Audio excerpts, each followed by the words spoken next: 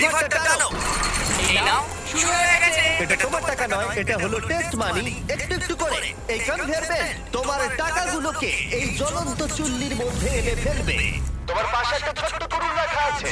ওই কুড়ুলটা দিয়ে তোমাকে তোমার কফিনটা ভাঙতে হবে, আর যে কোনো ভাবে এই মাটি কেটে তোমাকে বাইরে বেরিয়ে আসতে হবে, আর এই মেশিনটাকে বন্ধ করতে হবে। তাহলে কনভেয়ার বেল্ট আটকে যাবে আর তোমার সব টাকা বেঁচে যাবে।